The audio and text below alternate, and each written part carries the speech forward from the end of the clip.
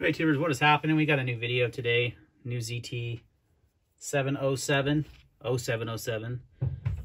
Really, really light, thin blade right there. Let's go over the basic specs real quick, and then we'll talk about the knife. So we've got a 3.5-inch blade. It seems so much longer than that, and I'll explain that. Nice stonewash finish on that. You've only got a blade thickness of 0.121, so it's got a really thin blade stock, as you can see there. 4.6-inch handle, partially 3D machined carbon fiber. You've got a titanium frame lock with lock bar insert, deep carry pocket clip, and handle thickness is only 0.43 inches. Like I said, very, very thin. And overall length is 8.25. It weighs in at 2.3 ounces, so super light, especially for the size of knife it is. It's pretty big. I shouldn't say big, but good size. We'll use that. Good size. So let's do some size comparisons. What do I got on me today? Pair of 3, surprise, surprise. That one rarely leaves my pocket, especially the nice regrind by Micah Sontag there on that K390. So it's a little bit bigger than a pair of 3. Here's an Emerson Mini CQ-C7. So there's a couple size comparisons for you. I think that's what I've got on me today. Oh, I do have another Emerson, actually. So what I'm carrying today is the Mini A100. So it's a pretty decent sized knife. Pretty much what I would consider to be a full-size carry. Some might not. And it's super lightweight and very thin in the hand. Pocket clip is very deep carry. It wraps over the back. That thing's going to sit super deep, and it's very thin when closed. So it's going to be very, just a very slim carry in the pocket. There it is. Like, where's my calipers?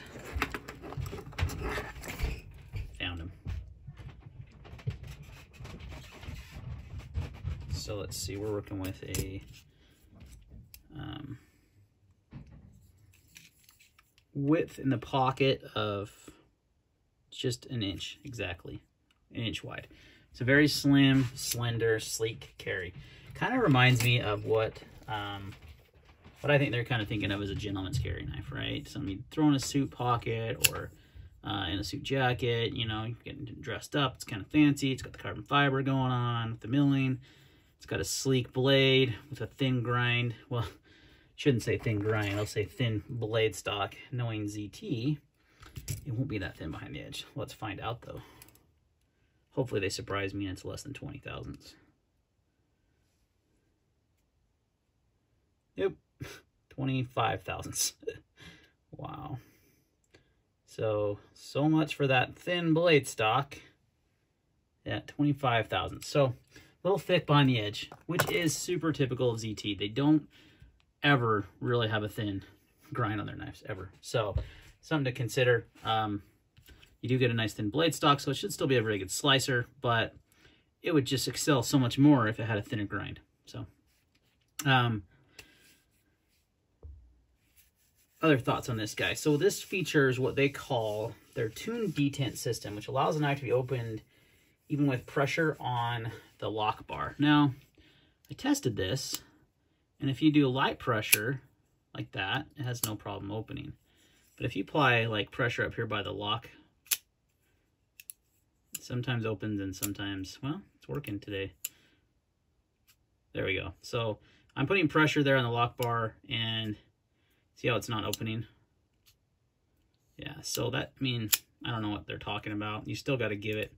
I think that might work better if it had a larger flipper tab. It's got a pretty small recessed flipper tab with some good jimping on it, though. But what I think they're thinking is, you know, people that have complained about too strong of detents. Well, I don't know too many guys that flip knives that are knife enthusiasts that like flippers that don't like a strong detent. You know, even if you have to work on that lock bar pressure. So if you put a little pressure down here with your finger, it's going to open just fine. But if for some reason you were putting pressure up there, which honestly you wouldn't, I mean, that was an awkward way to hold the knife. I think because it's such a slim knife, I think what they're thinking here is that people are going to have to grip the knife and essentially put lock bar pressure on it because of the way they're gripping the knife.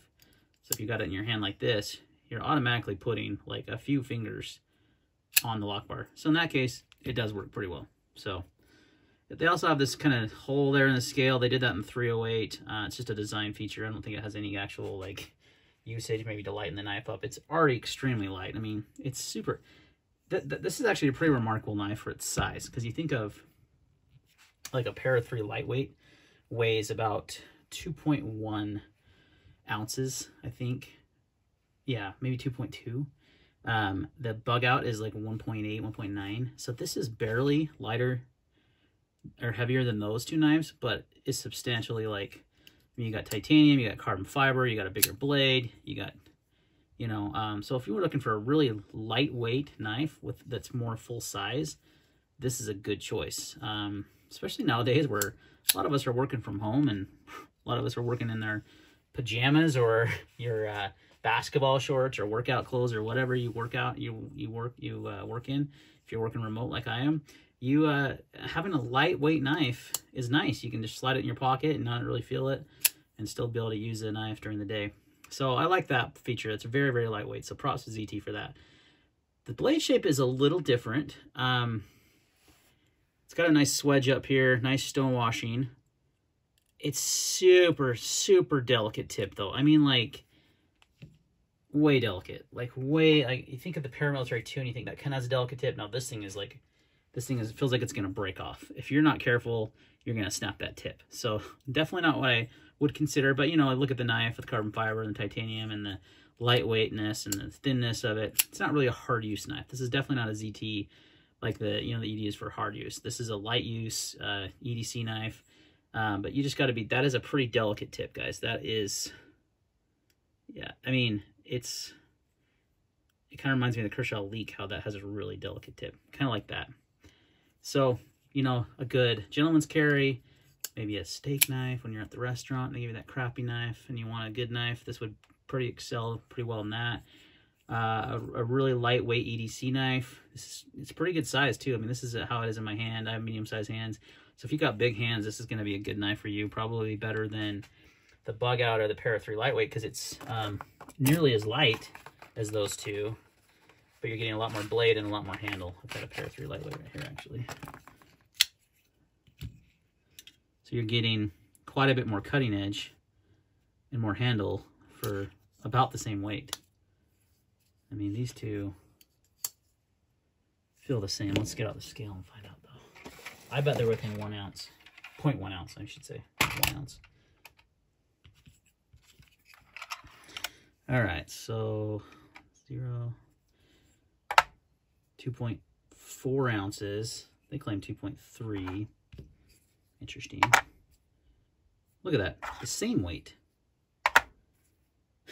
They weigh exactly the same. Yeah, these two weigh exactly the same. So I'll definitely give props to ZT on creating a very lightweight, big knife. Like, it's a good size knife that's extremely light. So if that's your deal, if that's your jam, that's what you like, then I would definitely recommend picking one of these guys up. You can buy them from Blade Ops, and I will leave a link in the description below. And I want to double check the price because I can't remember off the top of my head what these were selling for. ZT has them on their site for $248, but that's like map pricing. Let me do a quick check here.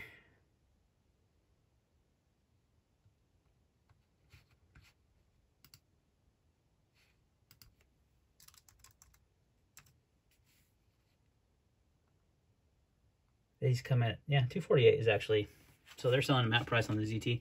So same price at Blade Ops. I'll leave a link in the description below. Help support them. They're a great local knife shop to me. Really good guys. Support small businesses right now is so important with our economy. So I definitely will leave a link and make sure you pick one up from those guys if you're going to buy one. All right, guys. Thanks for watching my overview on the ZT0707. We'll talk to you in the next video.